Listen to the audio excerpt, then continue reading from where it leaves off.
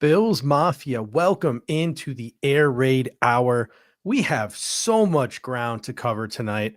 The news was coming in hot and heavy this morning. The rumor mill is abound with all the latest NFL draft drama. Most of it is probably a smoke, but we're going to talk about it anyway.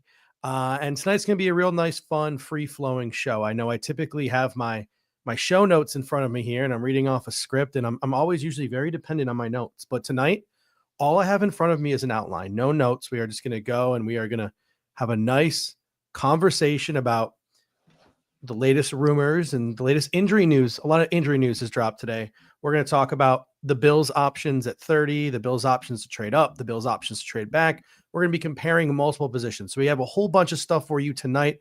It's going to be a lot of fun. But first, you know what's coming.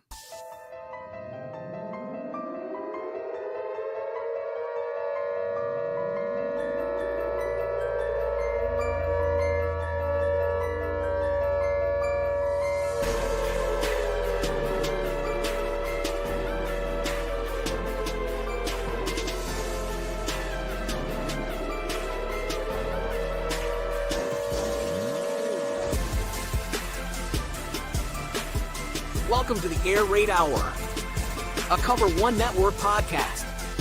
Here are your hosts, Judge Mathis and Tilt Money.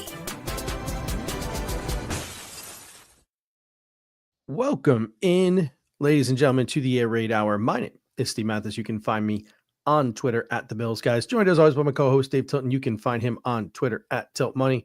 This show brought to you by the Cover One Sports Network and Picasso's Pizza. We've already got Pops Mafia coming in saying, speaking of smoke, makes me think of when a certain offensive lineman fell in the draft wearing a smoking mask. And that's got me thinking, Dave, you're the Photoshop guy here. Can we Photoshop a gas mask on, I don't know, Shadei Barron, Will Johnson, Kenneth Grant? Can we photo? I think Kenneth Grant might be the easiest with Ernie Tunsil to Photoshop that gas mask on to get him to fall in the draft for us. Yeah, that's easy work. We can do it. Whoever you want, let me know. I'll get it. I think we got enough. I think we have enough clout on social media to get that trend started. But we wanted to we want to use one bullet that we've got and go out in a. I think I already wasted it on Dane Jackson a couple of weeks ago, so we might not have any credibility left. But tonight's gonna be a fun show. Like I said at the top, like just so much news has dropped. Most of it's probably a bunch of BS leading up to the draft. So we're going to sift through what's smoke, what's not. The interesting thing to me was some medical started to drop today. So we can start talking about maybe some guys that could fall into our laps because of some injury related concerns. And it's going to be a real fun show. And like I said, all I've got in front of me is an outline. So my eyes are going to be on the comment section for most of the evening as we go through. We're going to go situation to situation. We're going to start with trading up in the draft, what that could possibly look like. We are going to talk about options if we stay at 30, options if we trade back, what could be available around 2, what could be available around 3 if we do acquire a third round pick, and so on and so on and so on. And we're going to compare guys across position groups this evening. And as I'm listening to all this smoke today, Dave, I think the biggest thing that came over me was this almost dread as the draft approaches, because I'm hearing, and the things that I'm hearing today is all these quarterbacks stink. The only one going in the first round is Cam Ward. I am hearing that the running back class is so deep. So after Ashton Genty, no one's going to touch a running back in the first round. Maybe Travion, maybe Omarion gets plucked before 30, but some people think it's unlikely. Luther Burden, we could talk about Luther Burden a little bit, but his stock may have dropped a little bit today. I have a conspiracy theory that maybe the Kansas City Chiefs might be behind that, and I'll get to that in a little bit. But I don't think a lot of receivers, like we're used to receivers going off the board. I don't think we're going to see that this year. You have the 2 tight ends. That's nice. Maybe Malachi Starks goes and drops another guy back. But I just have this dread filling me that you're going to see cornerbacks coming off the board like crazy, edges coming off the board like crazy, and interior defenders coming off the board like crazy. And there might be very little to choose from at a position of need if you're the Buffalo Bills by the time we get to pick 30. It's a really interesting draft because you look at it, and I was going through and making kind of the player graphics for our live coverage coming up tonight. And the way I typically do that is I kind of focus on like the top 40, 50 guys just to make sure we kind of have everything covered. in the first round. And it was very interesting, the kind of breakup of what positions I was going through. It was like only a couple wide receivers, 3 or 4 wide receivers that I felt like, okay, these could be in the first round. After what happened last year, we saw how good the wide receiver class was. That, it's a little bit different this year. Offensive line, honestly, not as many as you would think probably going to go in the first round as we've seen in years past. Offensive line has been a really heavy first round composition in the last couple years. Maybe not so much this year. The quarterback's interesting. I only made 2 player graphics for quarterbacks this year for first round or going to be first round, and it was Cam Ward and Shador Sanders, right? And Sanders might not even go. It could be Jackson Dart as the second guy.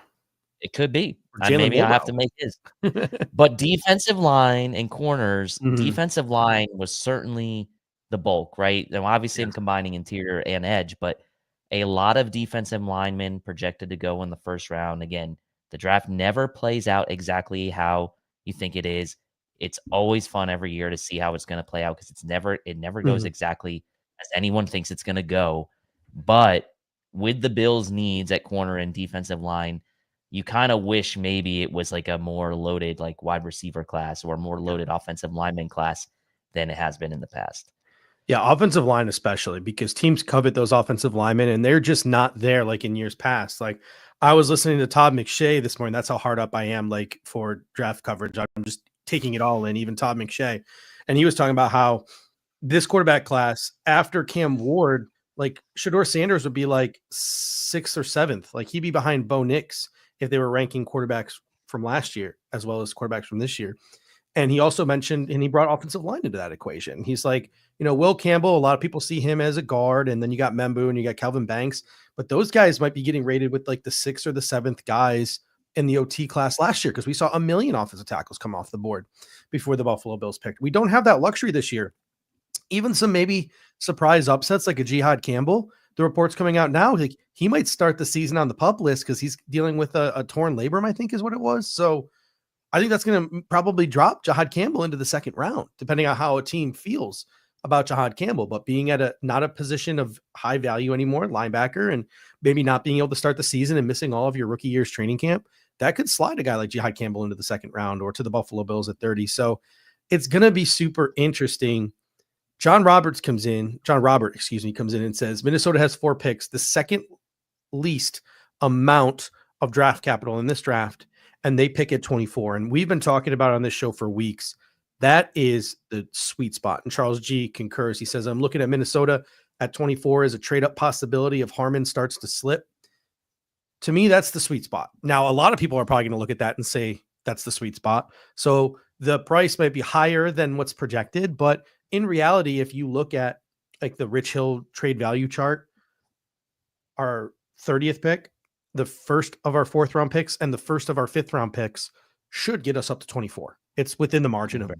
It is very, very close. And a team like Minnesota might be willing to take it. I think it's -1 just because they have so little draft capital. So that is something that is really interesting if you're the Buffalo Bills to try to get up to 24.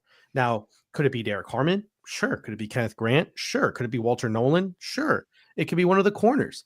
It could be Jahdae Barron. It could be Will Johnson. Heck, at this rate, all the smoke I'm hearing now around the corners in this draft, it could be Maxwell Hairston or Trey Amos that we have to trade up for at this rate. So if you're the Buffalo Bills, and you can see it here on the bottom ticker, I've sort of accumulated a list.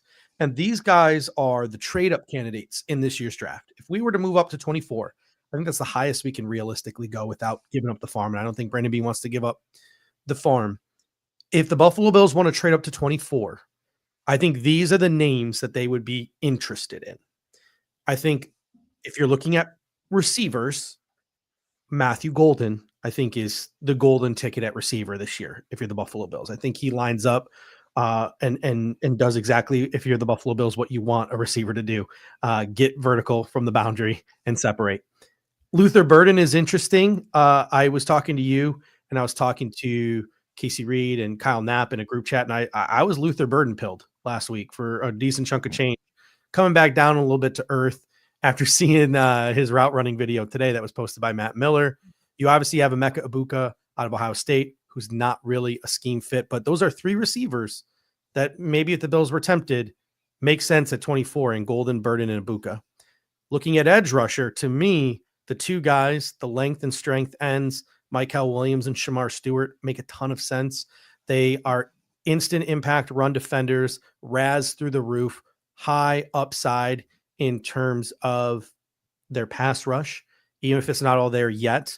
I think both of those colleges asked them to set hard edges and really focused on defending the run and didn't let them get at the quarterback like maybe they would have at another program. Shamar Stewart has some warts, and we'll talk about those warts as well with his 27% missed tackle rate. You could throw in some wild card pass rushers like a Jalen Walker or a Mike Green as well. Interior defender, I think it's the big 3. It's Walter Nolan, it's Derek Harmon, it's Kenneth Grant. And then at cornerback, before we get into like the Trey Amoses and the Maxwell Hairstons, Will Johnson. Reports are he could be dropping because of a knee injury that they're not worried about in the short term, but teams are worried about in the long term. And Shadé Barron. Concerns about whether he can play on the outside or not, which I think is BS. Getting a lot of Brian Branch comps as sort of like a hybrid overhang, like nickel defender. But to me, Golden, Burden, Ibuka, Williams, Stewart, Nolan, Harmon, Grant, Johnson, Barron, those are the kind of guys you look to trade up for if you're going to trade up. And those would be the clear best players available if they were on the board at 30. And I'm going to throw Malachi Starks in there as well, just because I think he's a top 15 player in this class. Yeah, if you throw Malachi Starks into that mix, you're talking about 11 guys you just named, right? And so 19 picks, 20 picks.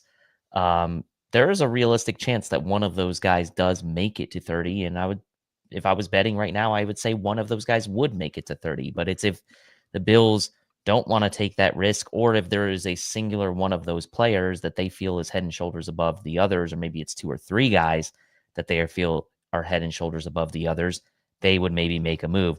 For me, Matthew Golden would be the only receiver of those 3 you mentioned that I would want to make a move up for to 24.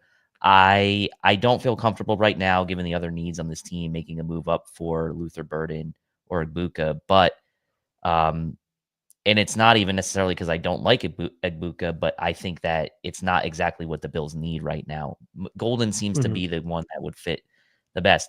The 3 defensive interior guys are the ones that kind of stand out to me, right? Nolan, Harmon, and Grant. And the reason I say that is because I think that for what the Bills maybe are looking for in the interior is maybe not exactly what fans maybe are hoping for or have hoped for in the past, right?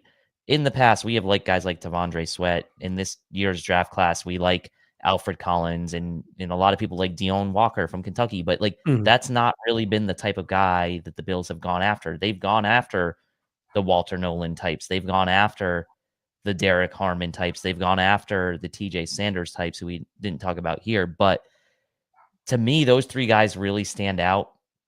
And then the corners you mentioned, Barron and Johnson. I am concerned now about Johnson after seeing what Banged Up Bills reported on Johnson with that ligament potentially in his knee being a cause for concern for the long term. I do have a little hesitation there, although he would be an absolute slam dunk fit schematically for what the Bills want.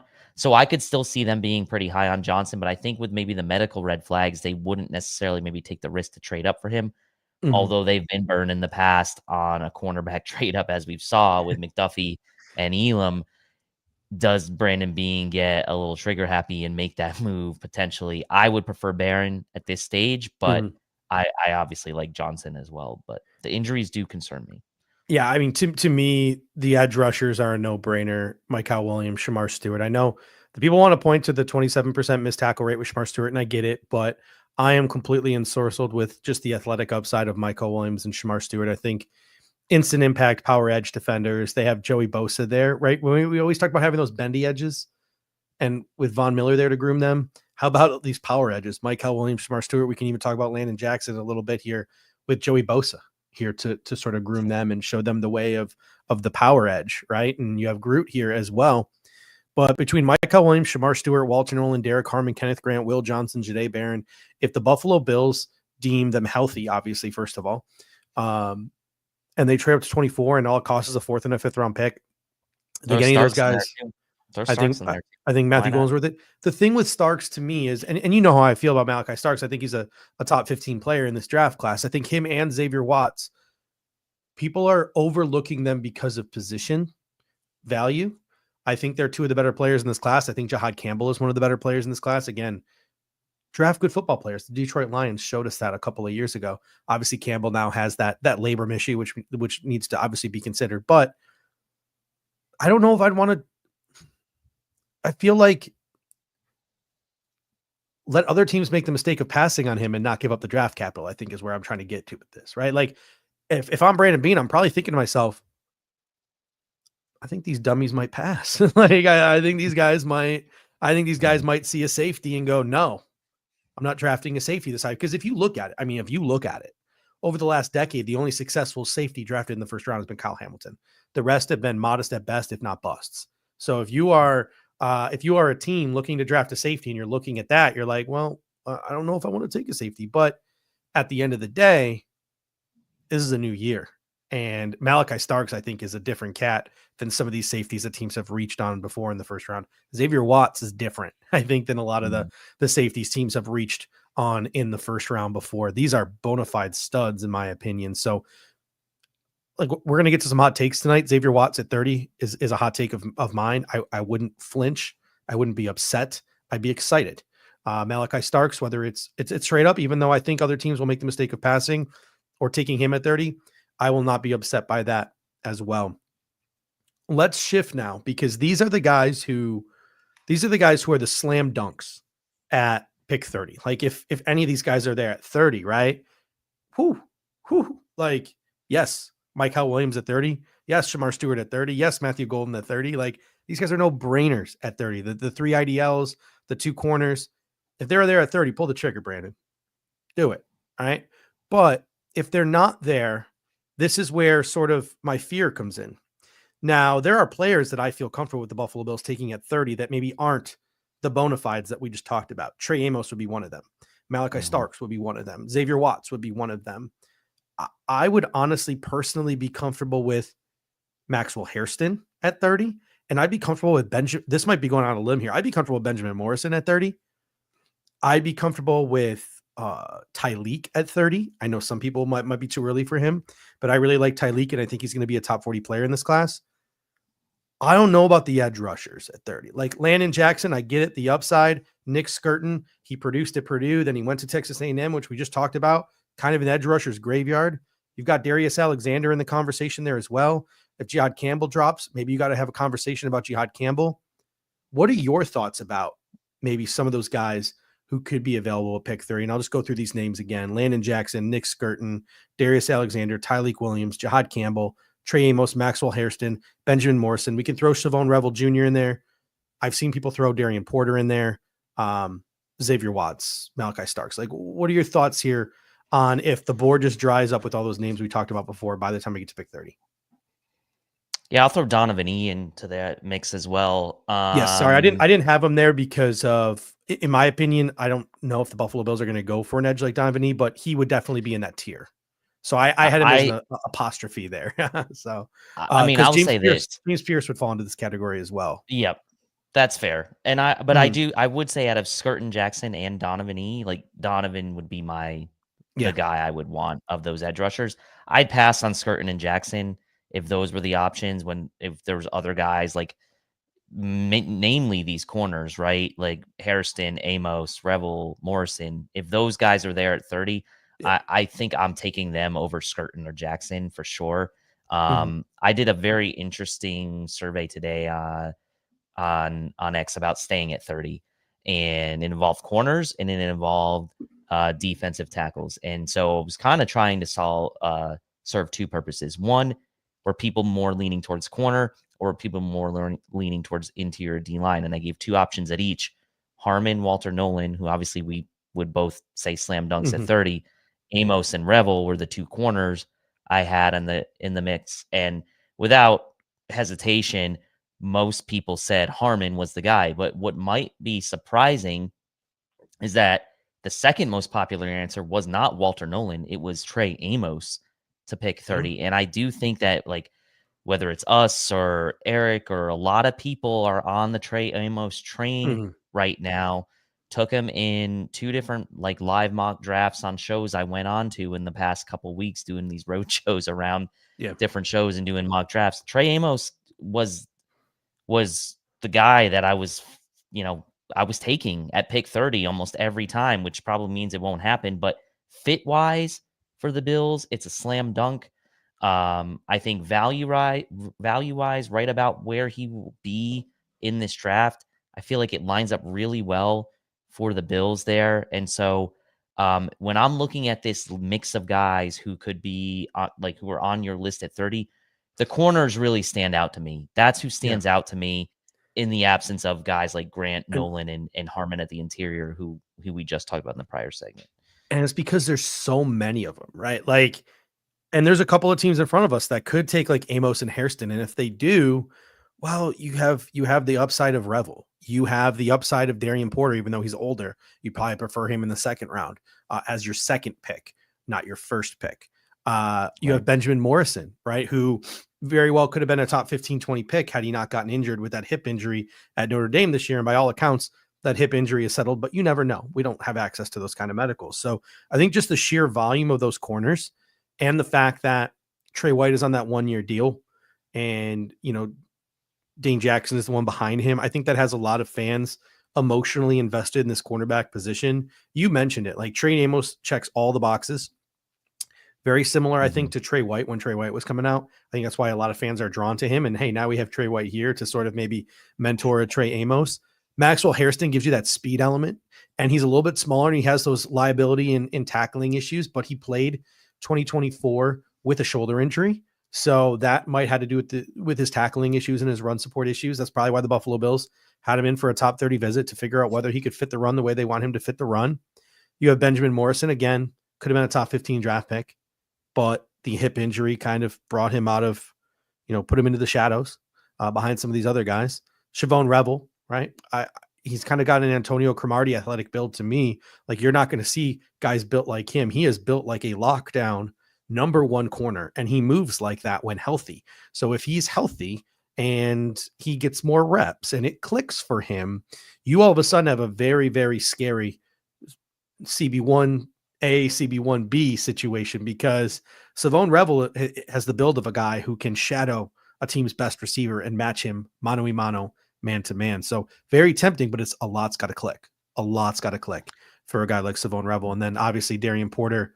Why is it that a guy who played that well was only targeted 17 times his senior year because he played so well and is such an athletic freak? Why did it take 6 years for him to see the football field and only play 7 games this year or start 7 games this year? So a lot of question marks at that cornerback position. Yeah, Revel to me is the wild card, right, in this group, because there are a lot of fans out there who want to swing on the upside of Revel. And I do think now you can look at this one of 2 ways. You can say, the Bills signed Trey White back. They brought Dane Jackson back. They have Jamarcus Ingram, and they obviously locked up Christian Benford. So maybe cornerback isn't as big of a need as we thought. But in reality, maybe the right phrasing is maybe it's not as big of a need as we thought in 2025.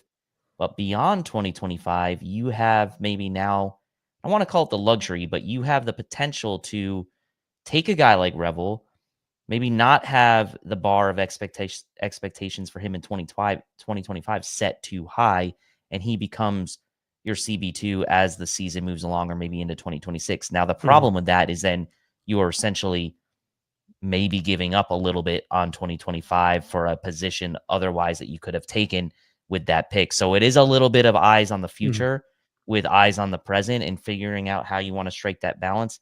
If Brandon Beane thinks that Revel can contribute day one and he can step in, he's over his injury and whatever, then I could see him taking a swing on that, because the physical upside is there.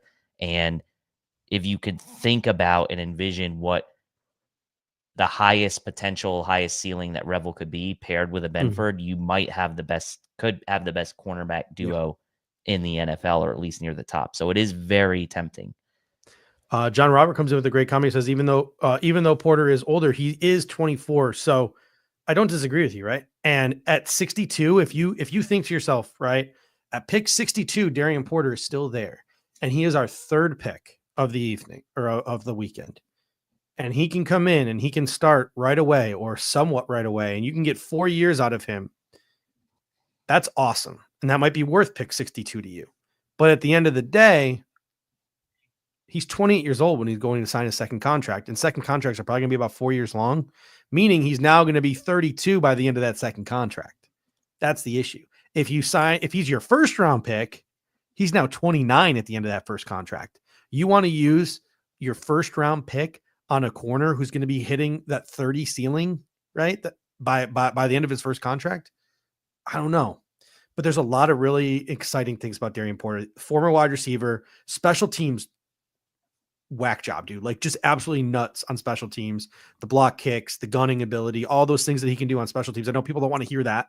They want to hear lockdown CB2. But at the end of the day, even if Porter can't start right away, he's going to be an absolute menace on special teams. He's going to learn from Trey White. He could probably by midseason take Trey White's spot, or by 2026 take Trey White's spot.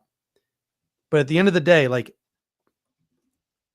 I hate to be a jerk about it, because it's at the end of the world, end of the day, a good football player is a good football player, but like, you don't want your first pick or even maybe your second pick being 28 years old when they go to sign their second contract. If he's 62 and we took two guys in front of him, I'm happy with that. And Charles G comes in and says, I'm not worrying about that until 4 years from now. That's 100% correct. Like there's layers to this. There's context to this. Some things are going to mean more to people than others. It's all about what Brandon Beane feels. And I know he took a little bit of an older prospect in Dalton Kincaid once. That was at a position that ages pretty well in tight end. So cornerback is not a position I think that ages as well as others. Yeah, no, I agree with that. And I mean, Porter to me, and we're going to talk about this here in a second. Depending on how the board falls, I think to me that would be a little bit of a shock at 30, right? I've seen it mocked a couple of times. Yes. It just feels like with some of the other guys like Morrison and Amos and even Revel, like I feel like there will be a slightly better tier of guys there available at 30. If you do pass on corner at 30, maybe there's a chance that a guy like Porter is there with one of your 2 second rounders. We'll talk about that in a second. It's a little early for me. I like the athletic ability. I like the ceiling again for him. It's a different ceiling than a guy like Revel, right? Revel's is coming. Beane's not afraid to take a corner from a smaller school, as we've seen. Like ECU has put guys into the NFL. It's not like a football powerhouse, but at one time, pretty respected football program and continues to be, right? They've beaten West Virginia in the past when West Virginia used to be really good. They have a pretty good tradition there at ECU, and they have put guys into the league. So, yeah, it's a tough one. Porter, his ceiling's different. His is more about athletic ability, new to the position. So, it's a different conversation with Porter than it is with Revel. Landon Jackson and Nick Skirton. Those are two guys that I think could legitimately be in play for the Bills at pick 30, despite the fact that people don't want to hear it, right? And the reason why I say that with Landon Jackson is you look at the RAS, you look at the athletic profile. Greg Cosell was on One Bills Live. He said, I'm not comping him to Max Crosby, but I'm saying what I saw from Max Crosby at Eastern Michigan as a prospect, kind of what I'm seeing from Landon Jackson, another guy who was sort of a late bloomer. If you look at like the way he like worked the bag drills like just 2 years ago compared to the way he works the bag drills now, you see a huge change in body composition from Landon Jackson. They played him a lot at the 4i at Arkansas, didn't give him a lot of pass rushing responsibilities. So you saw maybe his numbers not where you want them to be from a pass rushing perspective. If you're the Buffalo Bills and you see Landon Jackson, you're probably seeing a poor man's Michael Williams, a poor man's Shamar Turner. You're probably seeing what you saw in Gregory Rousseau just 5 years ago when you drafted Gregory Rousseau. So I think Landon Jackson is legitimately in play at pick 30. He seems very Billsy as a pick. That would be my reasoning for a guy like Landon Jackson.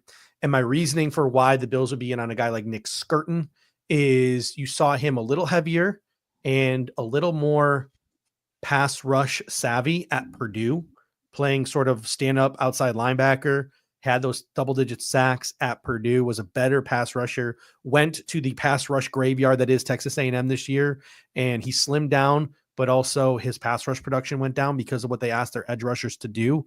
But I think a guy like Nick Skirton, if you go back and look at his junior tape, I think he's a guy that maybe is going a little bit under the radar in this draft class. So I legitimately feel like, especially if all those guys we talked about at the top of the show are off the board, Landon Jackson and Nick Skirton are legitimately, in my opinion, in play at pick 30.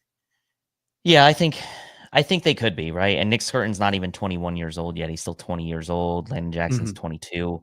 Dane Brugler has a second round grade on both of these, but in his overall rankings, he has Landon Jackson 47, Nick Skirton 59, PFF Landon Jackson 39, Nick Skirton 31. So it does feel like, taking in a few kind of, scouting reports and things that I kind of respect as far as consensus rankings and things like that, somewhere between the 30 and 60 range for these guys. And so the Bills are going to maybe have to make a decision whether they want to take the guy there, wait it out to 56, 62, or, maybe make a trade up into the 40s at some point to kind of get one of these guys. But I think for that reason, like the segment we're on now, is why those guys could be in play at 30. And I do think that edge players are more of a scarcity, I think, probably where the Bills are picking at 30 than a position like corner, or maybe even a position like interior defensive line, unless you want to take the risk of like waiting on a guy like maybe Josiah Stewart, who I know you love. Edge is a tricky one for me because I don't feel like the value for Jackson and Skirton is great at 30, but also if you're the Bills and you really find that that's a position you need to get, they might do it. I think for me, as I've gone through this process, at 30, unless something very, very strange happens, like a Michael Williams drops or some of the guys we talked about in the previous segment, I'm probably at an order of position of what I like. Edge is third on my list out of, the big three, I'll call it: interior, D-line, edge, and corner. It's probably third on my list. Yeah, it's defense for me as well. Whatever order you want to put it: edge rusher, corner, defensive tackle. Obviously, the board falls the way the board falls. I've talked about my love for the safety position in this draft class. If a wide receiver value drops, a wide receiver value drops. Carl Thurman coming in with a super chat. I always appreciate Carl. He says the Eagles provided the blueprint as to how to beat the Chiefs. The Bills' first pick has to be a DT. Do not stand pat at 30. Wait and see who falls. We obviously had that conversation at the top of the show, getting up to 24. Walter Nolan, Kenneth Grant, Derek Harmon are the three big ones, right? People are talking today about a Mason Graham slide. Boy, that would be fun if he somehow got to 24, but I doubt it. The thing, Carl, though, is there's no Jalen Carter in this draft, in my opinion. I know they took Milton Williams in the second round. Maybe it was even the third round for Milton Williams. I can't remember off the top of my head. I think it was second, though. And so the Buffalo Bills could get a second round value player at 30, or they could trade back and collect more picks and maybe take a DT with their first pick, higher later on in the 30s or early in the 40s. So that's something as well. And that sort of leads me into these next two guys that I want to talk about here as we compare guys across position groups. Darius Alexander, huge Senior Bowl week. I definitely fits the archetype of what the Buffalo Bills are looking for. He produced, even though it was MAC competition at Toledo. So he checked a lot of the boxes in the pre-draft process. I know guys like Eric are pretty high on Darius Alexander. A number of NFL draft pundits have talked about, don't sleep on Darius Alexander at the end of the first round. So Darius Alexander could be in play at 30. And then to me, the sleeper at 30 is Tyleik Williams. I keep thinking back to the Cover One film room that Eric and Ant did with Terrell Bernard. And Terrell Bernard was talking about how important it is for the Buffalo Bills to create third and long situations. You can't be giving up chunk plays on first and second down and allowing teams to get you in play action and to get you in those situations where you don't know whether they're going to run or you don't know whether they're going to pass and all those various different things. If the Bills are truly looking for and are willing to draft a plugger early, Tyleik Williams is a really good plugger, first of all, just a really good run stopper, instantly impacting your run defense from the get-go. National champion run defender, like the whole package there. I think he's got the upside to be a little bit of a pass rusher, not the greatest pass rusher in the world, but I can see him carving out. Remember when Daquan Jones was at his peak? I can picture Tyleek Williams getting there consistently and getting there consistently for longer. So I think Tyleek could be slept on as a possible first round pick. Now, I think he's going to go top 40. I think he'll go early in the second round if he goes. I don't think he gets to 56. So maybe we can talk about trading back for a guy like Tyleek or trading up from 56 for a guy like Tyleek. But it wouldn't shock me if the Buffalo Bills' priorities behind the scenes have changed. And a guy like Tyleek Williams could legitimately be, if the board falls a certain way, a contender for the 30th overall pick. Yeah, I think it kind of Rex and Charles G are talking about this in the comment section, is like how important is having like a playmaker? What We'll if he call makes it. everyone else around them better, though? What if he makes Terrell Yeah. Bernard the best version of himself and Ed Oliver the best version of himself? It's true. It's true.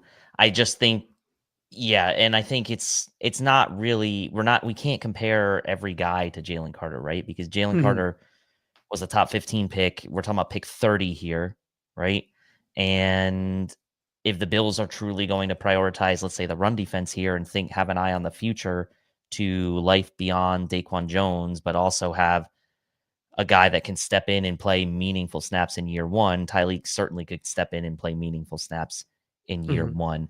I think the problem or the question maybe fans will have is like, is a guy who's going to play in a rotation potentially behind Daquan Jones, 40% of the snaps, 50% of the snaps, is that worth the pick at 30?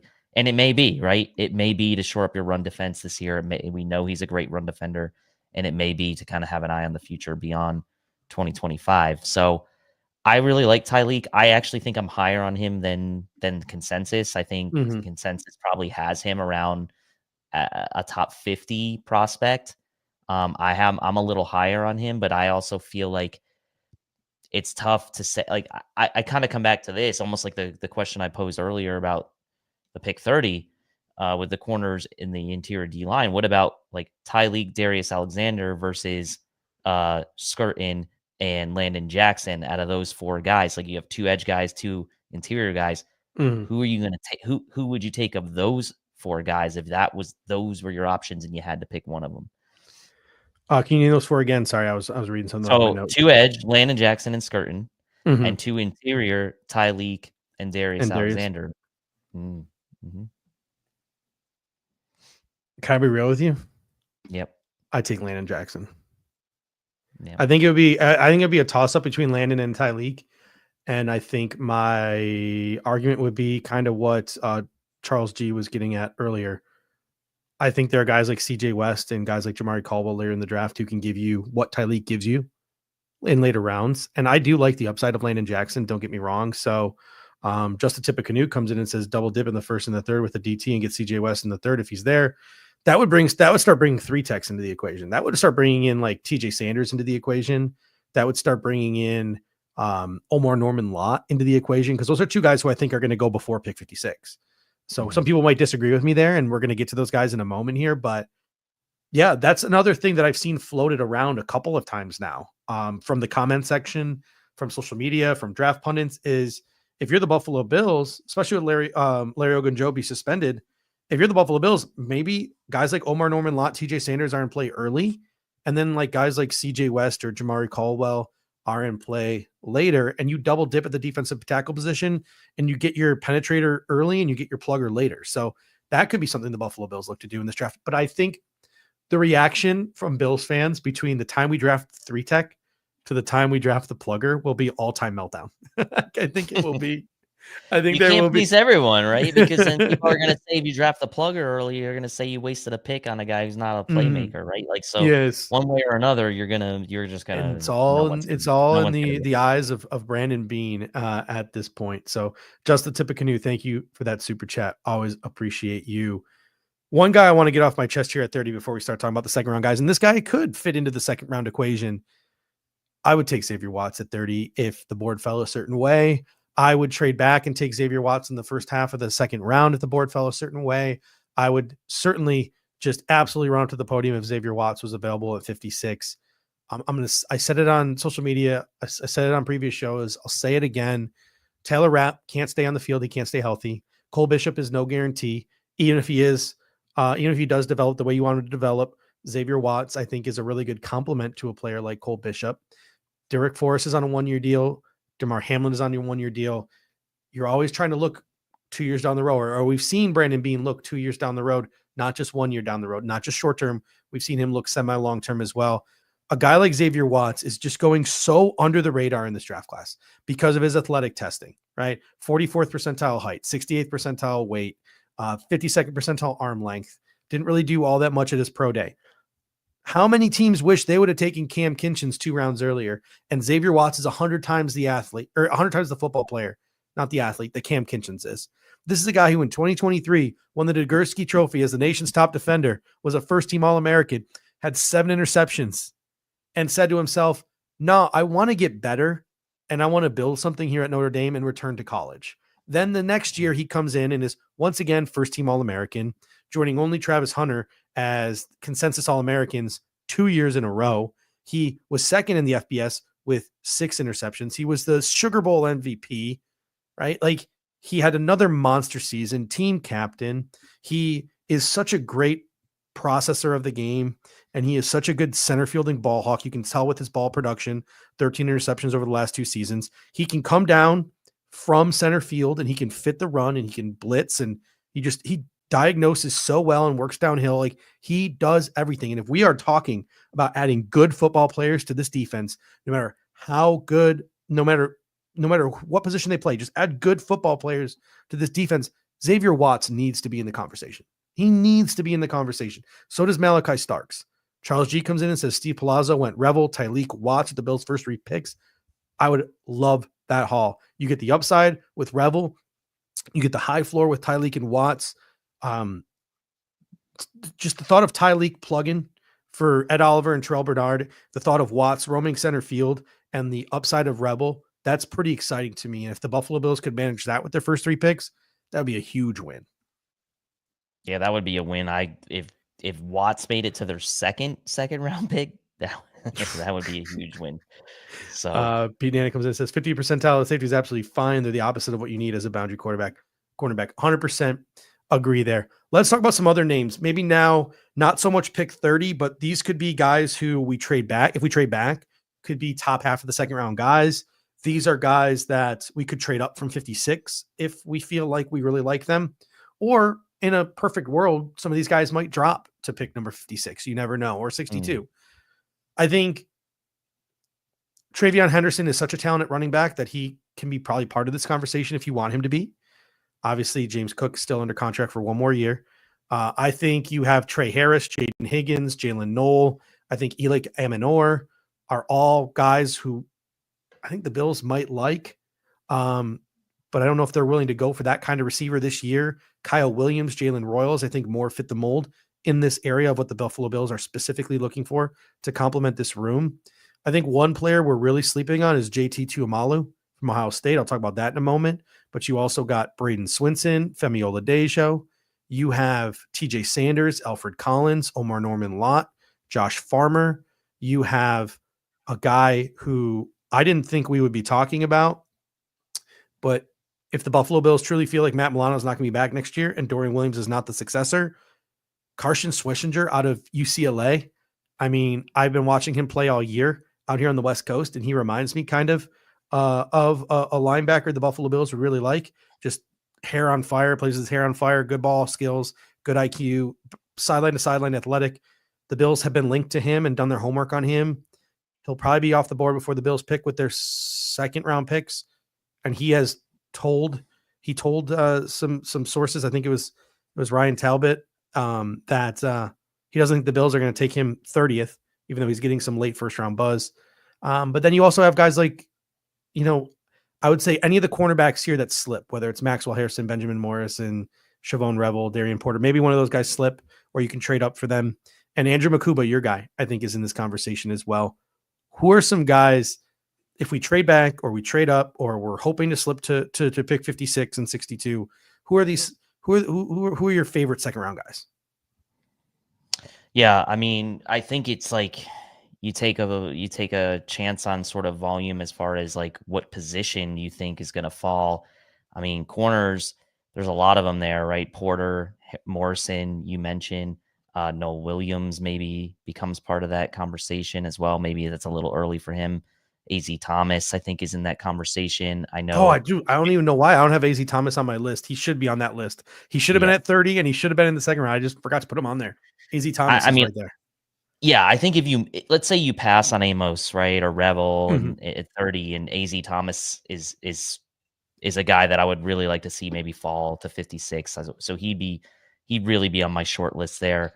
Makuba, look, I'm probably higher on him than consensus. He was one of the first guys I scouted.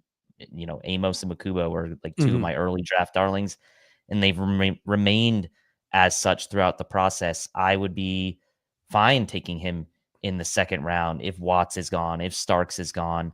Um, if the Bills somehow find a way to add an extra third and they still feel like they want to add a safety to this room, take Makuba in with one of those second rounders. 56 Yeah. is fine for me. I think that he has the ability to play down in the box. He has the ability to play center field. I think he would fit well in the Bills system. Comes from a great program at Texas, who's put out a lot of good defensive backs over the years into the pros, and he just looks good on tape as well. Closing speed, ball skills are there. 5 interceptions in 2024. So again, sticking with that theme on defense, Makuba, AZ Thomas, those would probably be two guys I'd be really hopeful could fall to Mhm. 56. And I think that we probably need to talk about TJ Sanders in this mix Yeah. as Yeah. well, Yeah. right?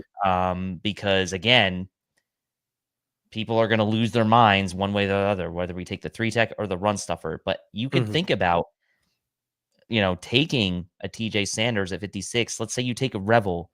Let's say you take a Siobhan Revel at 30. You take a TJ Sanders at 56. And then maybe you find yourself with an extra third round, a third rounder somehow. You could still take a plugger and an edge player with those next 2 picks and round out Mhm. that room. So don't be afraid to consider that, I would say. And it wouldn't be a shock to me if the Bills were interested in a guy like TJ Sanders. Yeah, TJ Sanders to me, my comp was Larry Ogunjobi. I think he was up to 305 at his pro day too. So I think he fits the archetype of what the Buffalo Bills are looking for. I'm a big fan of TJ Sanders. Omar Norman Lott, a little bit on the smaller side, but he's just such an effective penetrator. I think the Buffalo Bills are going to have a lot of interest in him. Obviously, Joshua Farmer has let it be known that the Buffalo Bills, Philadelphia Eagles, Kansas City Chiefs have been in regular contact with him. He's another guy, 1 tech, 3 tech versatility that could be in play for the Buffalo Bills, whether it's a trade up or at 56 or at 62. There's some nice options. Alfred Collins is the slept on option. I think the Bills met with him at the combine, but he doesn't have any pass rush ability. I don't think there's any ceiling for Alfred Collins to ever become anything as a pass rusher. I don't think there's any upside there, but as a run defender, I mean, Alfred Collins is good. Like he's just instant impact run defender. And I feel like there's a couple of DTs in this draft that I feel like you could say that about, and he is one of them. The other ones being Tyleek and Walter Nolan and Kenneth Grant. There's a good number of them that could instantly impact our running game. I think there's a couple of positions I want to go. We've kind of talked over the corners. I know I forgot AZ Thomas, so we'll skip the corners for now. Linebacker, right? Like Carson Schlesinger, I mentioned, if he's there at 56 or 62, I think that could be tempting to Buffalo, knowing Matt Milano might not be here in 2026. And if Jahad Campbell somehow falls into the second round and falls into the Buffalo Bills' lap because of that torn labrum, I mean, what a perfect candidate to come here, right? We have Matt Milano. So you can pup Jahad Campbell and you can take your sweet time with Jahad Campbell and you could be getting a top 15, 20-ish defensive playmaker in the second round, halfway through the second round, a guy who could be an all-pro caliber linebacker, in my opinion. So a guy like Jahad Campbell, if he slips into the second round, might be too hard to pass up on. I mean, Sean McDermott would probably be really hard pressed up on Brandon Beane in that war room to take a guy like Campbell. Yeah, the future. I know Milano's under contract through 26, but we don't know what his play is going to be like throughout this year. It looked like he was coming back a bit right at the end of last year and had some of that burst back, but you do have to think about what's beyond, right? And yes, you have Dorian Williams there, and Yes, you have Terrell Bernard there, but man, as far as a fundamental, just solid, excellent football player, you can't really look further than a guy like Jahad Campbell. Now, again, fans are going to melt down if they take a guy that they expect that maybe will be redshirted his first year, but you do have to keep still thinking about restocking this thing for beyond 2025. So it is very much a balance, and you have to find value when you are the Buffalo Bills or these teams picking at the end of the rounds, right? Like you're picking 30th because you're one of the best teams in the league. If you can squeeze value out of taking a guy that drops because of whatever reason, then it might be worth it, right? For you to say, hey, I could potentially get a top 15, 20 player in this draft in the second round. That's worth it to me if I'm Brandon Beane for an eye on 2026. And look, I'm not saying he wouldn't even contribute in 2025, but the way guys get hurt in this linebacking core. Yes. And I do think Milano was good at the end of 2025. I would say linebacker is not a need for this team. I would say safety is more of a need than linebacker for this team. And I would say linebacker outside of offensive line would probably be the least of my concerns right now. Josh Clark says, don't sleep on Dorian Williams. I don't know if it's necessarily sleeping on Dorian Williams, but it's just, if Matt Milano and Terrell Bernard start this year, this is the third year of Dorian Williams' contract. Matt Milano leaves, Dorian Williams gets inserted in the starting lineup. He's on the last year of his contract. And if Dorian Williams or Matt Milano get hurt, there's no Dorian Williams behind them anymore. So I think if you're the Buffalo Bills, you're looking to restock the cabinet. Now, how much faith do you have in Joel Andreessen? How much faith do you have in Balon Spector? Hopefully not a lot in Balon Spector. And how much faith do you have in Ulafosio, who we thought was going to get drafted higher? We were surprised he was still there in the 5th round when the Buffalo Bills took him last year. So it's all, again, up to how Brandon Beane feels about what he has in the room. Sarah Christine mentioned field stretcher. We need a field stretcher. And a couple people mentioned Ola Dejau. So we're going to talk about wide receiver. And we are going to talk about D-line here before we get into the next sort of tier of players and into the 3rd round stratosphere here. Sarah Christine says we definitely need a field stretcher. So again, in the 2nd round, you have guys like Elik Aminor from Stanford. He can get after it as a run blocker, ran in the 4.4s, can get vertical. He's very Gabe Davis-y, I think, with more juice. You use that word, Gabe Davis, and people take it the wrong way. It can be a compliment too. You have guys like Trey Harris, who his analytics against man coverage is disgusting. You have Jaden Higgins, who ran the nice 40, but again, he doesn't really show on tape that speed, but he's still got that size on the boundary. You got Jalen Knoll, the speed slot guy. The two guys I think in the 2nd round at the Buffalo Bills, we're going to utilize the 2nd round pick on a wide receiver. Kyle Williams, I think, fits the bill of what the Bills are looking for. He's the most natural separator in this draft class of any receiver. And Jalen Royals, the vertical plane upside of a guy like Jalen Royals and the yak ability of a guy like Jalen Royals, his size, his speed, his measurements. Williams and Royals, to me, seem like the field stretchers if the Buffalo Bills were going to go for one in the 2nd round. Yeah, I would agree. And obviously Kyle Williams, I think now is sort of in line with expectations where I thought he would be all along in that sort of day 2 range. Royals is the interesting one, right? Because he had the 9 RAS, glowing practice reports from the Senior Bowl. I had mentioned on this show that he kind of reminded me of Amari Cooper, but more of a field stretching type of player, and a 4.4 240 at the combine, 6 feet 205. So if you're looking for the size kind of speed combination, certainly Royals has that over Williams, but man, either of these two guys, if the Bills wanted to go that route in the 2nd round, like they would be good fits, I think, for what they need. The separation skills of a guy like Williams, the downfield ability of a guy like Royals. Yeah, I mean, my heart's with Williams, but I wouldn't be upset about Royals either. Onto the edge rushers now. I think the 3 names that stick out to me, JT Tuamalu out of Ohio State in the 2nd round, Braden Swinson out of LSU in the 2nd round, Femi Oladeju out of UCLA in the 2nd round. If you look at him, Braden Swinson, 2nd best pass rusher win rate of any defensive end in this class, only behind Josiah Stewart, who is my guy, who I would also put in this range, but we're not really going to talk about tonight because I just don't know if the Buffalo Bills are going to be willing to pull the trigger. They did meet with him at the combine, but we'll just skip over him for now. If they draft him, we'll throw a party then. But Braden Swinson, really good edge rusher. I think he's in play there. Femi Oladejo, we've had conversations about him. He was literally an off-ball linebacker his entire career, switched about 3 games into the season for UCLA, had a pretty good productive season. The pass rush production, not there for Femi Oladejo. His pass rush analytics are not great. He's a really good edge setter. He's a really good run stuffer. You can see the potential he has as a pass rusher. It flashes on film. But then you have a guy like JT Tuamalu, who I think maybe is getting slept on a little bit. He's got that Ohio State pedigree. He had a really big college football playoff. He seems like a guy the Buffalo Bills would be enamored with. And it's like, well, but they met with Nick Skirton and Landon Jackson and Braden Swinson and Femi Oladejo, but they didn't meet with JT Tuamalu. Well, there could be a number of reasons for that. Number one, they might not have any medical red flags or character red flags. They don't need to talk to him. Number two, they might, as Music Blogger says, maybe he's better suited for a 3-4. Maybe they just have no interest in him as a player. Or the third, maybe they're trying to hide him. Maybe they're trying to hide their interest in that player. Oh, we met with Braden Swinson, Femi Oladejo. Another team who likes them might take them in front, drop Tuamalu to us. I think we might be sleeping on JT Tuamalu a little bit just because the pedigree makes sense. He seems like a fit.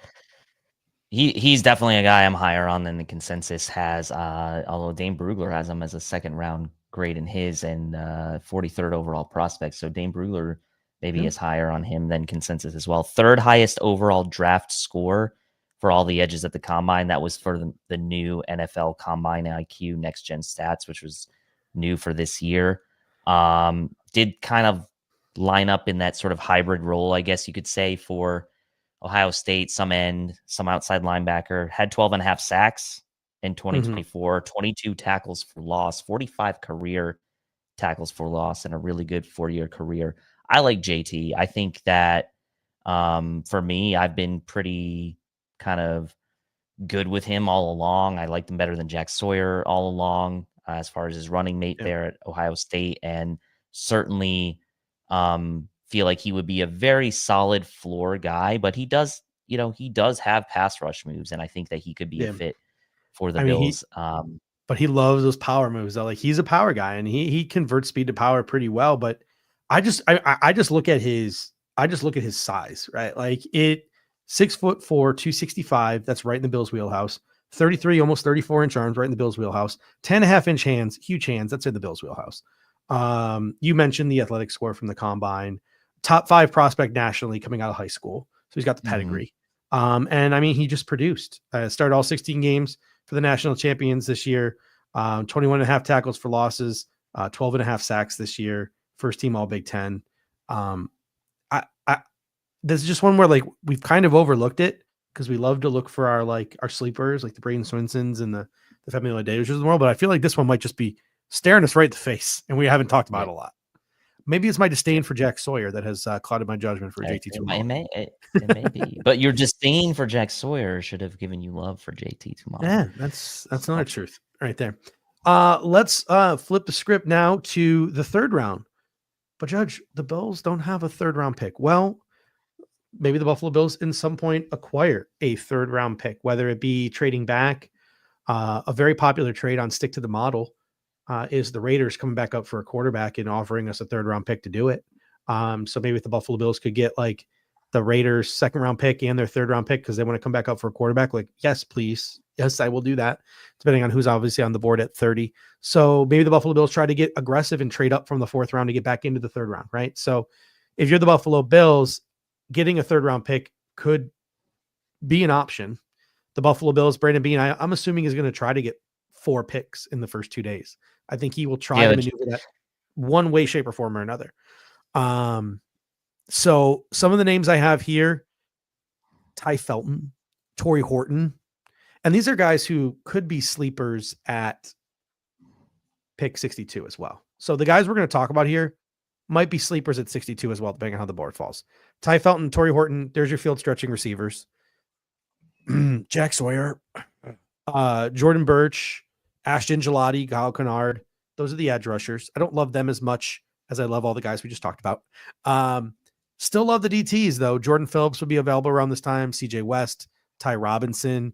Maybe you see a guy like Jamari Caldwell or Vernon Broughton go a little higher than consensus. Some people want to talk about Deion Walker as well, but I have him as a early day 3 guy. If you want to talk linebacker, a guy like Chris Paul Jr., bet with the Bills. Very Billsy type of linebacker. And then the corners are interesting here too. And the DBs in general. Jacob Parrish, who I've comped to DJ Reed, and I think can play on the boundary in the pros. Very feisty guy. I think is going to check a lot of the boxes of what the Buffalo Bills will like at a cornerback position. Could possibly take Terran's spot 3, 4, 5 years down the line. You have Noel Williams, who was my guy in this year's draft. I think he can plug and play from week one. I like his aggressiveness. Led the NCAA in interceptions last year. You have Dorian Strong as well, who I don't really like his athletic profile, but I think he's going to be a solid CB2 in the National Football League because of his instincts, because of the fact he can play man in zone. And then at safety, you have Billy Bowman and Lathan Ransom, two safeties that I like. And there's not a lot of depth to this class at safety. So once those guys start to go, the whole class starts to fall apart. So if the Bills were to take a safety, maybe they take one in the third round. They had a dinner with Billy Bowman before the night before his pro day. So clearly, again, they're sniffing around safeties a little bit here. But looking at these round 3 guys we might try to trade up for, or guys who could be round 2 wild cards, what position do you want to start at, and what position you want to talk about here? Wow, yeah, lot to unpack there. I'll throw Makuba back into this conversation as well because I think he could be around this. Ransom and Bowman are interesting. Like, I really like Billy Bowman early on in the process. I've slightly cooled on him. Historically I short still arms. like him. Historically short arms. Yeah. And kind of a opposite player as a Lathan Ransom, right? And Ransom more of that in the box type of safety. Bowman more the center fielding type. So that kind of goes back to, again, what do the Bills feel about the future of that position? I don't know.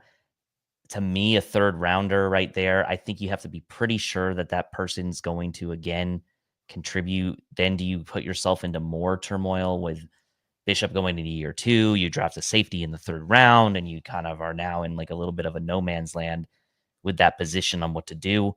But Makuba would certainly be the guy, again, if he's around there. I would say this, right? I think that, to me, this is the area of the draft where you kind of could be looking for your first double dip at interior defensive line. If that's a scenario where you're interested in maybe double dipping, I know it might be a little bit early for some, but if this third rounder ends up being your 4th pick in the draft, then I don't think that's such a bad idea.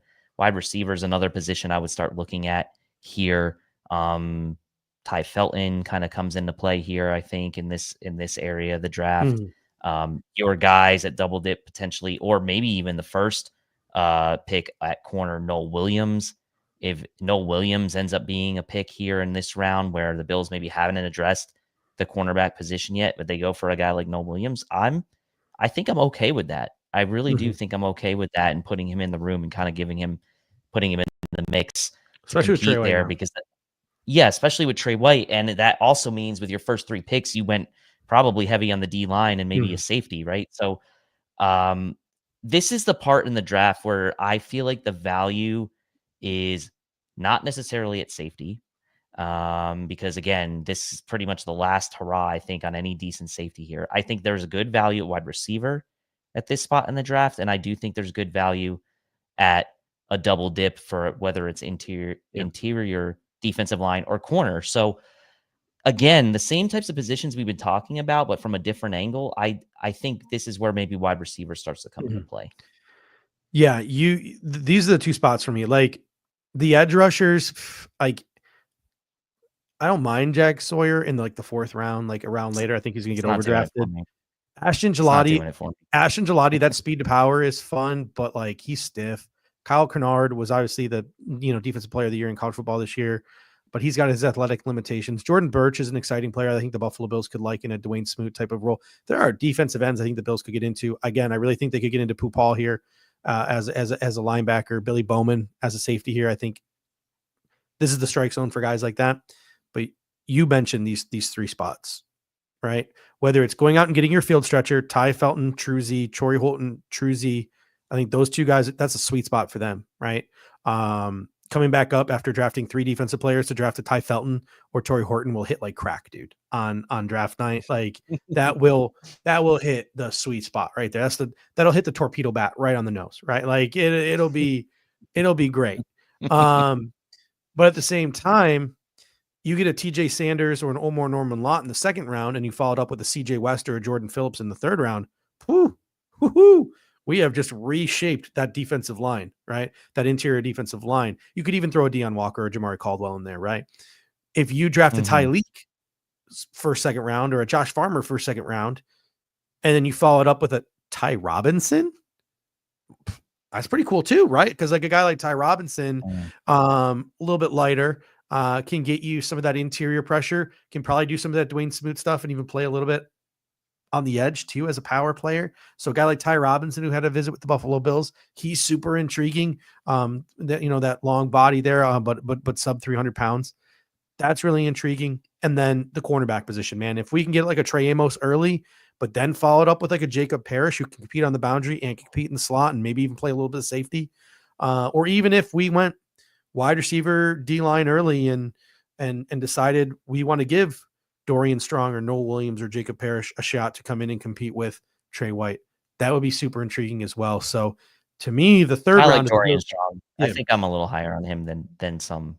Yeah. So to me, like getting into that third round, if you're filling the needs early, right? Like if you're not taking the safety, like we talked about, and like all that stuff, like if you're not taking the linebacker, if you are just clearly just checking boxes, by the time you get to the third round, sweet spot for some field stretchers, sweet spot for some double dips. And I think you could even get a serviceable starting cornerback in the third round as well. So this is going to be, I need Brandon Beane to get into this round. I need him to get into this round. Like, I don't care about my fourth round picks. I need him to get into this round. And I'm looking at the Rams and I'm looking at the New York Giants. The New York Giants have 2 third-round picks. The LA Rams have 2 third-round picks. And look, the Giants, they need an influx, obviously, of players. They obviously have the 3rd overall pick, but then they don't pick again until 34. Then they have the 65th pick and the 99th pick. So to me, I'm looking at the New York Giants. I'm calling Joe Shane up. I'm seeing maybe if I could get back up into that 3rd round, give them maybe like a couple haul of picks, give them more picks.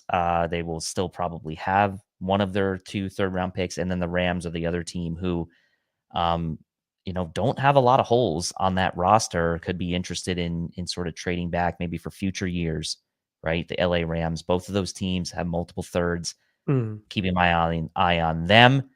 And then obviously the flip side of that is going all the way back to pick 30. If you trade down from pick 30 to someone who wants to move up for something, we saw the Bills do this last year and pick up that extra third or pick up that third from trading down with Kansas City.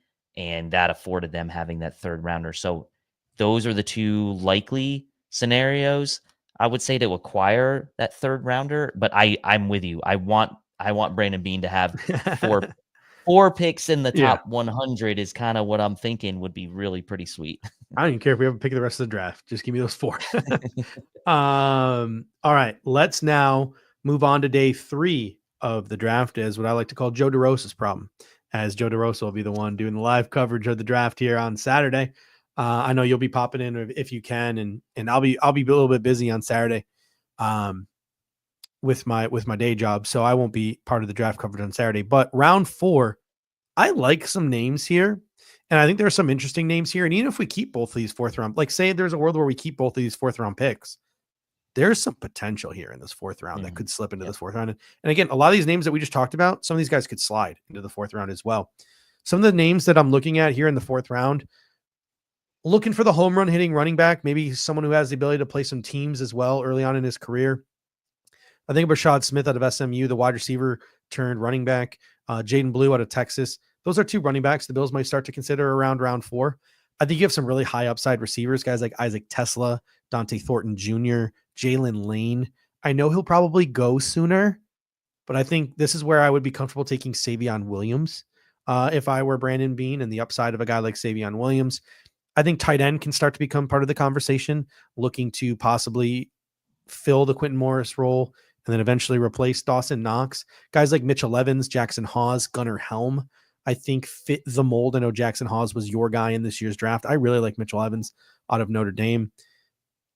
Flipping over to the defensive side of the ball, I think a couple of Dwayne Smoot-esque players in Tyrion Ingram Dawkins and Elijah Roberts are super intriguing. You can take an edge and you can take a DT early, and then you can get an edge DT tweener in the 4th round in a guy like Ingram Dawkins or a guy like Elijah Roberts, Savion Jones, David Walker, Baron Sorrell, all guys we talked about on this show. Jared Ivey, a guy you've mentioned at length on this show, all possibilities. Some DTs could start to slide, could start to trickle into this 4th round. Jamari Caldwell, Vernon Broughton, Deion Walker, Aeneas Peebles, JJ Pegways, Ty Hamilton, all have some really nice upside. At linebacker, Demetrius Knight, Danny Stutzman, Smile Mondin, your guy, Barrett Carter, some linebackers with some upside. Cornerback, this is where it starts to get a little thin. Zy Alexander, Denzel Burke, Quincy Riley, Kobe Bryant. And then at safety, again, I think there's a real cliff after this next guy, and that is Jonas Sanker out of Virginia. Then you got Malachi Moore, and you have the athletic Caleb Bransaw out of Tulane. The way the Buffalo Bills salivated over Dorian Williams, maybe they salivate over a guy like Caleb Bransaw, who they think maybe can play special teams early and then turn to something more down the road. But I just listed a laundry list of options here in the 4th round. We can start wherever you want. Like, what are some of the guys maybe in the 4th round that really interest you? I like the wide receivers you listed, right? I like Tesla, Thornton, and Lane, all with bring something a little different. Thornton, obviously, just the kind of the one-trick pony right now. Tesla, a bit of the unknown. Arkansas didn't really have a lot of volume for him. We don't really know exactly what he's going to be in the league. Dude, his community college highlights are so funny. I think, and I think Jalen Lane's my favorite of the 3, but he's obviously the versatility. The versatility of Jalen Lane is disgusting. The return capabilities of Jalen Lane to me, basically are worth a 4th round pick in my opinion, given his decorated career as a returner. And go check out the stats for those in the comment section. I don't have them right up in front of me, but I know I think he had over 100 combined return attempts between punt and kick returns in college. So someone can fact check me on that, but incredible career as a return man. He is really intriguing to me. And I actually sort of like maybe the value in the edge players here with David Walker. I like him a little bit. Baron Sorrell is interesting to me. This would be an area where I would maybe consider, if I'm keeping all these 4th round picks, taking a Brashard Smith, taking a running back potentially in this round. But you have to make sure you kind of have that conversation like, hey, we have James Cook, we have Ray Davis, we have Ty Johnson. Like, what is this running back going to be? So is it too early to take a guy like that you pretty much have to put on the roster? So I don't know. The wide receivers are interesting here. If you say, screw it, we're going defense, we're going ham on defense early on day 1 and day 2, you can find a Lane, you can find a Tesla with upside maybe here at the wide receiver position. And also Vernon Broughton. I have to give him a special shout out. Big fan of Vernon Broughton. 1-tech, 3-tech flex that, like, there's some dudes here, like, and some of these guys that we're talking about could easily go on day 2 at some point, because there's a lot of upside here. But I mean, imagine a world where we spend our first 3 picks on defense. We load up on that defense. You're staring Isaac Tesla, Dante Thornton Jr., Jalen Lane, Savion Williams. You're staring those guys in the face, right? And they all have their downside, right? Jalen Lane, not the biggest guy in the world. Isaac Tesla didn't really produce at Arkansas. Dante Thornton Jr., Savion Williams, they can get by people, but sometimes they struggle to catch the ball. Oopsies, right? Like, but there's potential there. And it's not like they're expected to come in and be these bona fide X receivers for the Buffalo Bills. They're just expected to play a niche, like, and to go out and just complement and accentuate what we already have on offense. You can go out there and you fill all those holes on defense with your first 3 picks. And then you add like a speed demon wide receiver, and then add like a Mitchell Evans or a Gunnar Helm or a Jackson Hawes to replace Quentin Morris. And then eventually be able to move up your lineup into the TE2 spot. Like, that's pretty damn good. Like, that'd be a pretty good, nice upside haul. You're not expecting too much of those guys too soon, right? They can contribute, but also develop at the same time. Like, there's a nice little role for those guys here, like a nice little cushion for them to land on. But then you look at the defensive side of the ball too. Like, I know Smile Mondin's your guy, but like none of those, and I like Demetrius Knight, even though he's an older prospect. Like, those linebackers don't wow me the way some of the guys above it did. And honestly, the way some of the guys who might go after do. So like, not this, and the same for the cornerback position outside of Zy Alexander there. I know Quincy Riley has his fans. I don't like him in run defense. Kobe Bryant. I really like Kobe Bryant, but that size is very scary. But again, I keep looking again. Power players, Savion Jones, David Walker, like Mike Renner and a couple other people have pointed this out, has the most dominant like D2 film you'll ever see, which is what you want to see from a small school prospect. David Walker's got the same body composition as a guy like Brandon Graham. He's super interesting. Baron Sorrell, we've talked about at length on this show. He's super interesting if we can't address edge earlier, but Elijah Roberts, Tyrion Ingram Dawkins, their inside-outside versatility, super appealing to me. I want to fill that Dwayne Smoot role. I think the two of them could do it. And then again, depending on where we go earlier, double dipping at defensive tackle, Jamari Caldwell, nice. Vernon Broughton, nice. Deion Walker, worth the upside. If we take a big fat guy early, a guy like Aeneas Peebles has got some really good pass rush pop. JJ Pegways has got some really good pass rush pop. Ty Hamilton got some upside there. Like, yeah, the advanced the defensive line, the wide receivers, the tight ends, the running backs, that's where it really sticks out to me there. Yeah, Peebles' advanced metrics on his pass rush ability are quite good. And so, again, it's all about complementing maybe what you have at that point. Yeah. And Broughton could be a guy that if you do take like a guy like TJ Sanders, again, early, like Broughton coming in, being a little bit more versatile as well, can stop the run. Like, there's a lot of combinations, right? And I think I do think that most people are kind of generally okay with whatever order that the Bills kind of do some things at, as long as they address the combinations that they feel need addressing, right?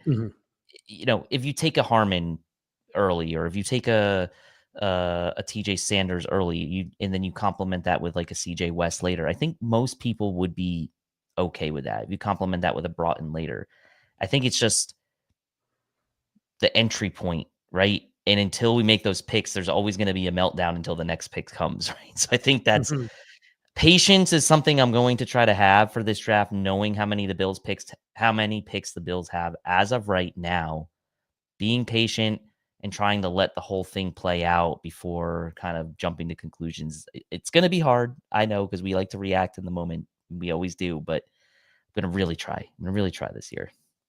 Let's take a look now at the round 5 board. If the Buffalo Bills manage to keep their hands on some of their 5th round picks, a running back, I think the Buffalo Bills, a running back that I think is slipping in this draft class, but has some potential, and he just gets slept on for a number of reasons. His name, the college he went to, and that's Trevor Etienne out of Georgia. I think he's being slept on. If he slips to like the 5th round, that's an immense value. He met with the Buffalo Bills at the combine. When you get to the wide receiver position, you're looking, I think, now for some special teams versatility. Shamir Dyke, Andrew Armstrong, Ricky White, Elijah Badger are all some names. You could throw Jordan Watkins in there too. I still think Jordan Watkins is more of a 6th or 7th round guy. I know the Bills have met with him, Arian Smith, Keandre Lambert-Smith. I have them as some later round guys, but they could fall into this 5th round category as well. Remember, we all thought Justin Shorter was a 6th and 7th rounder, and the Bills took him in the 5th round. Not to bring that up again, but at tight end, again, looking for those guys who can block and they can also catch a little bit to fill that Quentin Morris role. You got Thomas Fidone, who met with the Buffalo Bills. You got Moloki Motabo out of UCLA, Jalen Conyers, who was my guy at the tight end position in this year's draft class. Edge rusher starting to thin out a little bit. I think Tyler Beatty at his advanced age, being the storm and Mormon that he is at BYU, an older player, I think he can come in and contribute right away on early downs. I like Tyler Beatty a lot.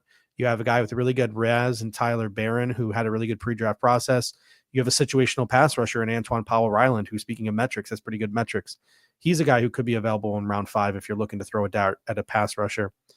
DT is getting a little thin. Some true pluggers and guys like Zeke Biggers and Cam Jackson.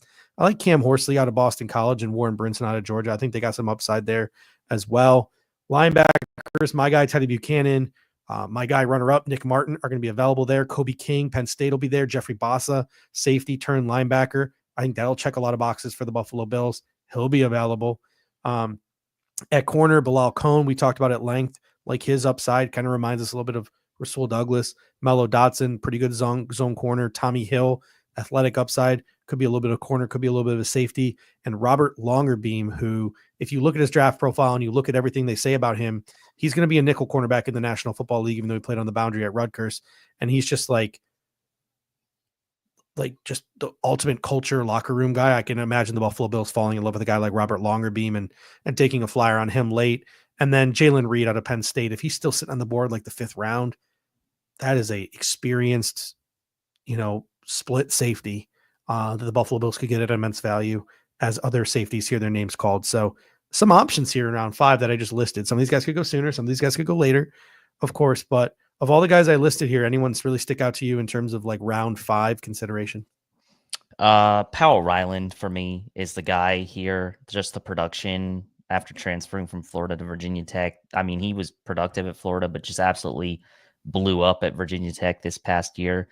And when I did under review, we did a live mock with Joe DeRosa. We took Powell Ryland, I think, in the 5th or 6th round, and it was the highest graded pick that Stick to the Model gave us. So yeah, Powell Ryland is very interesting. I think I've been sleeping a bit on Jalen Reed from Penn State. I probably should have been a bit higher on him throughout this process than I have been. Maybe it was just a lack of paying attention to him as much as I should have. But yeah, especially if the Bills kind of pass on Makuba, pass on Bowman, pass on Ransom, the guy like Jalen Reed sitting there, in the 5th round with those multiple picks, I would be very much on board with that. And your guy, Teddy Buchanan, I have to say, Yeah. I dug in a bit more on him as well. Big fan. I like Basa too, by the way, in that group. So yeah, Basa, I mean, green dot for that Oregon defense, played Big Ten, former safety. So, he can get back in pass coverage and get after it. Nick Martin out of Oklahoma State.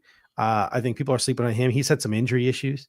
If he didn't have those injury issues, I think he would be going higher in this draft as an off-ball linebacker. Thomas Fedone really sticks out to me. I think he's a guy the Buffalo Bills have met with, so I think they clearly have an interest in him. He fits the mold of maybe a tight end they're looking for. I'll tell you what, like the more and more I dig into these receivers, I like some of the later round receivers and the versatility that they give you. Like Shamir Dyke, I think is a guy who can get after it in special teams in all 4 phases.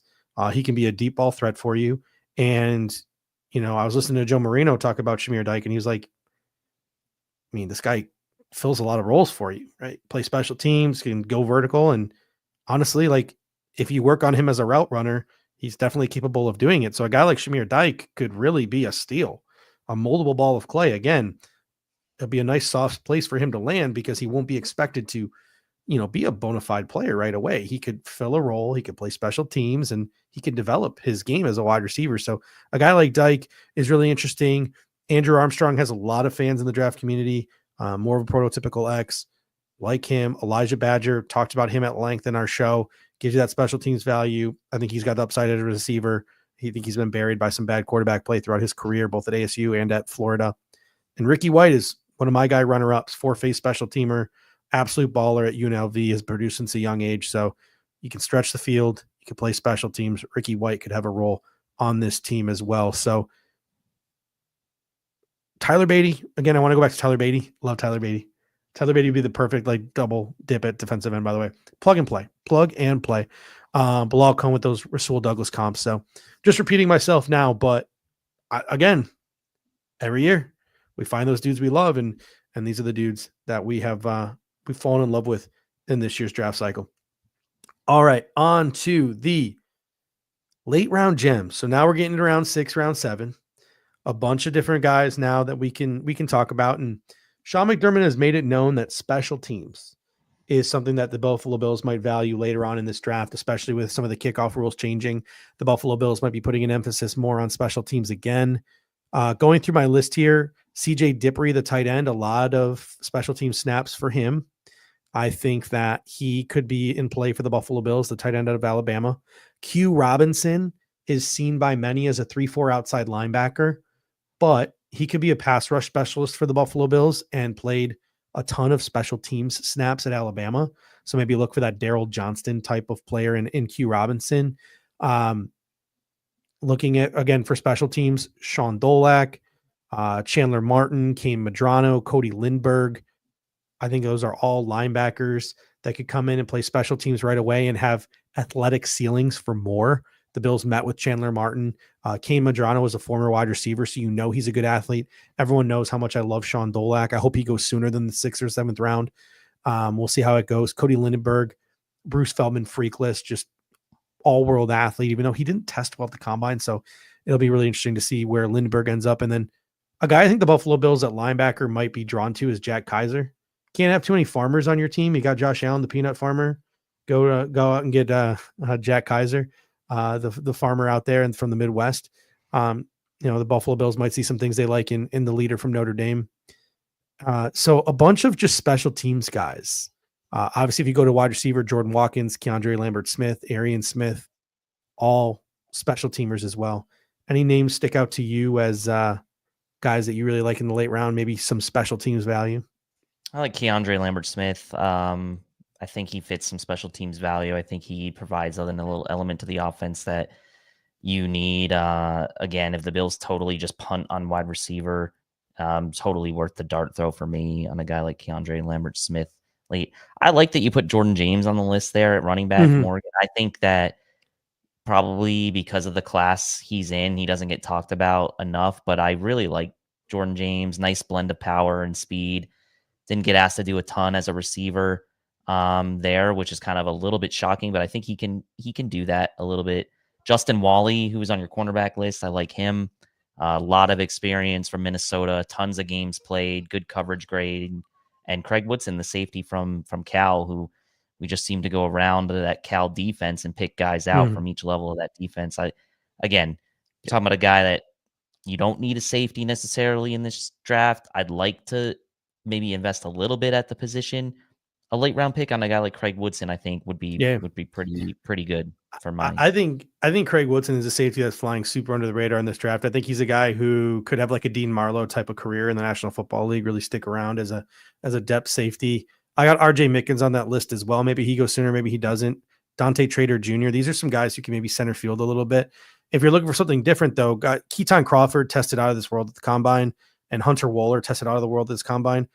Keaton Crawford has legit played over 1,000 special team snaps in his career at Nevada. Hunter Wohler has all the makeup you look for in a special teams ace, kind of like a Saran Neal type athletic composition. So Hunter Wohler, Keaton Crawford, Jalen Smith, versatility out of USC. This is a guy who could realistically have a shot on the boundary. He could realistically have a shot at nickel corner. He could realistically have a shot at safety. So if you're looking for versatility, Jalen Smith in the secondary has it. Jabbar Muhammad, if you're looking for some nickel corner depth. If you're looking for true, just like boundary zone corners, I think O'Donnell Fortune, we've talked about him. He's got a really good makeup. Jamari Harris out of Iowa's got really good makeup. Cal defense again. Marcus Harris has got some really good makeup as a boundary zone corner. The Bills talked to Brandon Adams, who's more of a man-to-man corner. Maybe they like his special teams versatility. And Esas Waxter out of Villanova, that corner safety versatility possibly. So a lot of names here. And a lot of interesting ways the Buffalo Bills can go late. I'm even looking at the defensive line. Tim Smith. I think he'd be a perfect like triple dip or double dip at defensive tackle out of Alabama. Nazir Stackhouse. I can see the Buffalo Bills being interested in him the way they were Zion Logue. Nash Hutmacher, the all-world wrestler out of Nebraska. Thor Griffith, the all-world power lifter, formerly of Harvard, now of Louisville. Eric Gregory, got a 1-tech, 3-tech versatile guy who they probably saw a lot of when they were watching Landon Jackson film. Like they met with Tommy Akadabastiastuti, I can't even pronounce his name, out of Maryland, who played next to Jordan Phillips. So there are even still some defensive tackles the Buffalo Bills have been in communication with or have shown some interest in as we get into these late rounds. So a lot of versatility here. Yeah, I like that you mentioned OD Fortune, defensive MVP of the Shrine Bowl.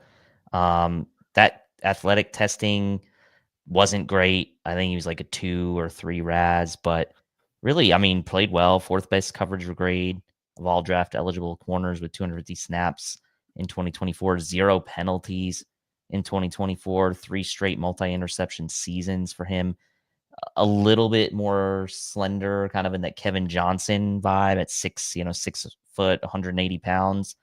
But for a late round guy, his best graded game last year was against Alabama. And he had an interception against Alabama. So I like OD Fortune as a late round double dip candidate at cornerback. Yeah. All right, ladies and gentlemen, we've run through the gauntlet, every single scenario you can think of. I think the only one we didn't think of was maybe trading all of our draft picks for pick number 2 and to get Travis Hunter. What do you think about that? So we have made it, guys. Like we are here. We are in the home stretch. Cover One has you covered this week. Obviously, you're going to have under review tomorrow. You're going to have the Cover One Buffalo podcast on Wednesday, and then you're stuck with us on Thursday night. It's going to be the Air Raid Hour on Thursday and Friday night this year. So we're going to have you covered all of round one. We're going to have you covered all of round two right here. We'll be covering every single pick. We'll be taking a Bills-centric view of the NFL draft. And as players come off the board, we'll assess how that affects the Buffalo Bills and the Buffalo Bills mindset and where the Buffalo Bills could go. We'll obviously reflect and react to any decisions the Buffalo Bills make. So you get a Buffalo Bills-centric experience here at Cover One while also getting to experience the draft and not getting lost in that. We'll still be going pick by pick and all that stuff. So we got some exciting stuff for you on Thursday, some exciting stuff for you on Friday. We'll be live all day Saturday as well. So, Dave, any final thoughts before we get out of here this evening? No, this is our busiest week of the year for us. 3 shows, potentially 4. For me, if I jump on with Joe on Saturday. So, but it's a lot of work. It's a lot of prep. But it's a lot of fun. So hope you all join us on Thursday and Friday and Saturday for that matter. I'm sure you will. You're with us every week, and we really appreciate it. The lead up to this. You guys are awesome in the comment section. Can't wait for Thursday. Maybe I should do a show with no show notes more often. I enjoyed this. This was it's a more enlightening experience for me. Thank you guys so much. If you're looking to support the show, there are 3 things you can do. Number 1, the easiest, level 1, smash that like button. Helps us with the algorithm. Number 2 is click that share button. Word of mouth is always appreciated. So whether you're sharing on socials, you're texting friends, you're texting family, letting them know what we're about here at the Air Raid Hour. If you think they might enjoy, we would greatly appreciate that. And then the third thing you can do is once the show is done being live, go back retroactively and leave a comment. We'll come in over the course of the week and respond to your comments. It can be a criticism, something you think we missed. It can be a compliment. It can be a go Bills. It can be a cheers. It can be, quite frankly, anything you want. You just put it in the comment section. Helps with the algorithm. We'll respond to it over the course of the week. And those are the ways you can help us here. We really appreciate it. So thank you guys. You make the show what it is. And let's get out of here, Dave. Let's get out of here. Let's get out of here. All right, ladies and gentlemen, until Thursday. And until next time, go Bills. I didn't mean to cover your face there. Sorry. Go Bills. Thank you for watching tonight's episode of the Air Raid Hour. Make sure to hit that like button on the way out. If you are catching the show on demand, leave a reply in the comments section and we will respond over the course of the week. You can always listen to every episode next day on all major podcasting platforms, including Apple Podcasts and Spotify by searching Air Raid Buffalo. Thank you for your continued support, and as always, go Bills!